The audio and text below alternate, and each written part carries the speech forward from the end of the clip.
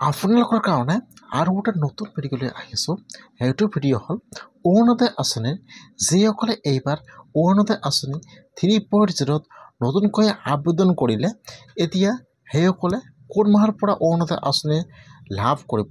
যদি আপোনালোকে এইবাৰ অৰুণোদয় আঁচনি 3.0ত নতুনকৈ এপ্লিকেশ্যন কৰিলে, তেনেহ'লে কিন্তু আপোনালোকৰ চেকলিষ্ট বা ড্ৰাফ্ট লিষ্ট আহি গৈছে। যিসকল মানুহে এইবাৰ অৰুণোদয় আঁচনি লাভ কৰিব, সেইসকলৰ এটা কিন্তু নিউ ভেৰিফাই লিষ্ট আহি গৈছে। যদি আপোনালোকে এইবাৰ অৰুণোদয় আঁচনি 3.0ত নতুনকৈ এপ্লিকেশ্যন কৰিলে বা এপ্লিকেশ্যন কৰাৰ কাৰণে আপোনাৰ গাঁৱত যিটো কমিটি বনাই দিয়া হৈছে, আপোনালোকে তাত আপোনাৰ সকলো ডকুমেণ্ট জমা কৰিছে, তেতিয়াহ'লে কিন্তু এইবাৰ আপোনাৰ নামটো ভেৰিফিকেশ্যন হৈ গৈছে। এইবাৰ অৰুণোদয় আঁচনি 3.0ত কোনসকলৰ নাম ভেৰিফিকেশ্যন হৈ গ'ল, কোনসকলে অহা মাহৰ পৰা অৰুণোদয় আঁচনি লাভ কৰিব, এতিয়া আপোনালোকে অৰুণোদয় আঁচনি 3.0ত কেনেকৈ ভেৰিফিকেশ্যন কৰিব লাগিব, মই আজি এইটো ভিডিঅ'ত অৰুণোদয় আঁচনিৰ সম্পূৰ্ণ প্ৰচেছ জনাই দি আছোঁ। যদি আপোনালোকে এতিয়ালৈকে অৰুণোদয় আঁচনি লাভ কৰা নাই আৰু আপোনালোকে এইবাৰ অৰুণোদয় আঁচনি 3.0ত নতুনকৈ আবেদন কৰিলে বা আবেদন কৰাৰ কাৰণে আপোনাৰ গাঁৱত যিটো কমিটি বনাই দিয়া হৈছিল, আপোনালোকে তাত আপোনাৰ সকলো ডকুমেণ্ট জমা কৰিলে, তেতিয়াহ'লে আপোনালোকে কোন মাহৰ পৰা অৰুণোদয় আঁচনি লাভ কৰিব, কেনেকৈ আপোনালোকে ভেৰিফিকেশ্যন কৰিব লাগিব, এইবাৰ কোনসকল লোকে অৰুণোদয় আঁচনি 3.0 লাভ কৰিব, এইটো যে সম্পূৰ্ণ প্ৰচেছ জনাই দি আছোঁ। যদি আপোনালোকে এইবাৰ অৰুণোদয় আঁচনি 3.0ত নতুনকৈ আবেদন কৰিলে, তেনেহ'লে আপোনালোকে ভিডিঅ'টো সম্পূৰ্ণকৈ চাই ল'ব, স্কিপ নকৰাকৈ। এইবাৰ যিসকলে অৰুণোদয় আঁচনি 3.0ত নতুনকৈ আবেদন কৰিলে বা আবেদন কৰাৰ কাৰণে আপোনাৰ গাঁৱত যিটো কমিটি বনাই দিয়া হৈছিল, আপোনালোকে তাত আপোনাৰ সকলো ডকুমেণ্ট জমা কৰিলে, এতিয়া কিন্তু আপোনাৰ নামটো ভেৰিফিকেশ্যন হৈ গৈছে। এটা কিন্তু ড্ৰাফ্ট লিষ্ট আহি গৈছে। যিসকল মানুহে এইবাৰ অৰুণোদয় আঁচনি 3.0ত অৰুণোদয় আঁচনি লাভ কৰিব, সেইসকলৰ এটা কিন্তু চেকলিষ্ট বা ড্ৰাফ্ট লিষ্ট আহি গৈছে।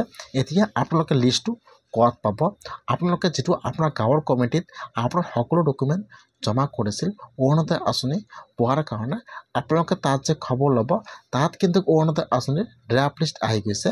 এতিয়া লিষ্টত কোনসকলৰ নাম ফাৰ্ষ্ট আহি গৈছে, ফাৰ্ষ্ট লিষ্টত নাম আহিছে যিবিলাক বিধৱা মহিলাসকল অৰুণোদয় আঁচনি পোৱাৰ যোগ্য হয়, এতিয়ালৈকে অৰুণোদয় আঁচনি লাভ কৰা নাই। ফাৰ্ষ্ট কিন্তু লিষ্টত নাম আহিছে বিধৱা মহিলাসকলৰ।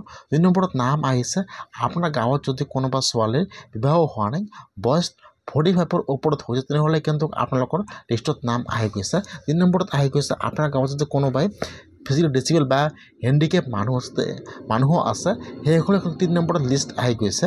এতিয়া আপোনালোকৰ যিসকল বিধৱা মহিলাসকল আছে, সেইসকলে কিন্তু এইবাৰ অৰুণোদয় আঁচনি 3.0ত লাভ কৰিব। এতিয়া আপোনালোকে যদি এইবাৰ অৰুণোদয় আঁচনি 3.0ত এপ্লিকেশ্যন কৰাৰ কাৰণে আপোনালোকে ডকুমেণ্ট জমা কৰিছে, তেনেহ'লে আপোনালোকৰ লিষ্টত নাম আহিছে।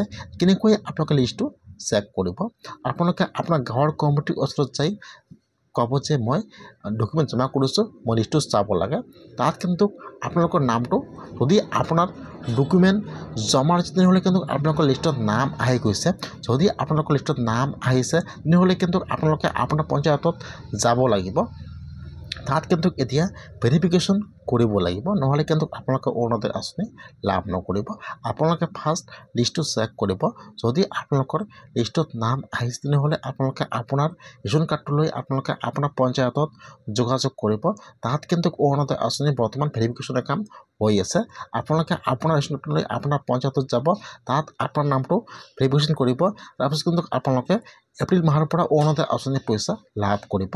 যদি আপোনালোকে এইবাৰ অৰুণোদয় আঁচনি 3.0ত নতুনকৈ আবেদন কৰিলে বা আবেদন কৰাৰ কাৰণে আপোনাৰ গাঁৱৰ কমিটিৰ ওচৰত আপোনাৰ ডকুমেণ্ট জমা কৰিছে, তেনেহ'লে আপোনালোকে আপোনাৰ পঞ্চায়তত যাই যোগাযোগ কৰক। তাত কিন্তু বৰ্তমান অৰুণোদয় আঁচনি 3.0ৰ ভেৰিফিকেশ্যনৰ কাম চলি আছে।